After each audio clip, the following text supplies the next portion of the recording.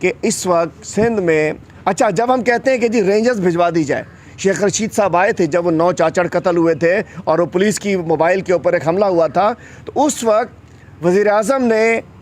Offer کی تھی، شیخ رشید صاحب کو بھیجا تھا کہ اگر آپ کو رینجرز چاہیے اور کوئی آپ کو سپورٹ چاہیے ہم آپ کو دلوا سکتے ہیں۔ انہوں نے کہا تھا ہمیں نہ کھپے۔ رینجرز کو کراچی میں جو رینجرز کو اختیار ٹارگٹ کلنگ ہو رہی ہے، سندھ میں ٹارگٹ کلنگ کے واقعات بڑھ گئے ہیں، ابھی 4 دن پہلے جو یہ پرسوں جو واقعہ ہوا وہ بھی اس کا حصہ ہے۔ رینجرز کا اختیار جو کراچی میں ہے پورے سندھ میں دینا چاہیے، رینجرز کو پورے سندھ میں بااختیار کرنا چاہیے تاکہ ان ڈاکوؤں کا، ان ٹارگٹ کلرز کا، ان کار چوروں کا، ان سب کا خاتمہ کرے۔ اور میں کہنا چاہتا ہوں ایک چیز ابھی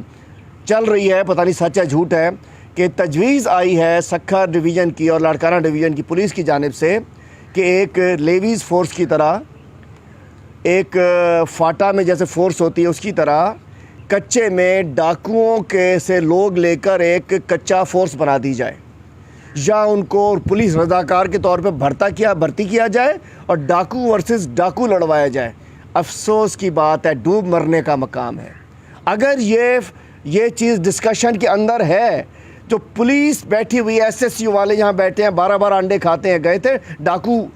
آپریشن کے لیے، انہوں نے کہا 12 انڈے چاہیے، میں دیسی مرغی کے دیسی گھی کے پراٹھے چاہیے، سوج گئے ہیں وہ لوگ، ان کے ڈی آئی جی سمیت نیچے تک ایس ایس یو جو زرداری فورس بنائی ہے۔ اب کچے میں سنیں ڈاکوؤں کے لیے ایک پرائیویٹ ملیشیا یا کوئی ڈاکوؤں میں سے بندے لے کر اس کی میٹنگ بھی ہوئی ہے، 2 ایس ایس پی صاحبان کی کچے کے جو بدنام لوگ ہیں ان سے میٹنگ ہوئی ہے، ان سے بندے لے کے ڈاکو ورسز ڈاکو۔ جبکہ میں بتانا چاہتا ہوں، مجھے پتہ ہے کہ ہمارے ایک بڑے ادارے نے، دفاعی ادارے نے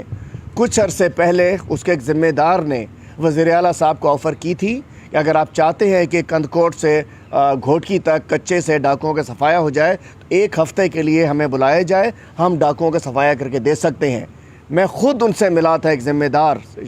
افسر سے، انہوں نے کہا ہم چاہتے تھے کہ یہ ڈاکوؤں کا خاتمہ ہو، لیکن وزیر اعلیٰ صاحب نے نہیں منع کیا، نہیں اجازت دی، اس لیے کہ الیکشن اس ڈاکوؤں کے سر پہ جیتتے ہیں۔ الیکشن یہ پولیس گردی سے،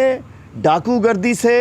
اور یہ ٹھپا گردی سے جیتتے ہیں۔ ٹھپا گردی میں ہم منع کرتے ہیں تو ان کو پرابلم ہو جاتا ہے، ڈاکو گردی کا خاتمہ کرنا چاہتے ہیں ان کو پرابلم ہو جاتا ہے، پولیس گردی کا خاتمہ کرنا چاہتے ہیں ان کو پرابلم ہو جاتا ہے۔ تو میں سمجھتا ہوں کہ آج جو 3 بڑے اہم مسئلے، لا اینڈ آرڈر کی سچویشن بہت ابتر ہے، اور یہ جو 140A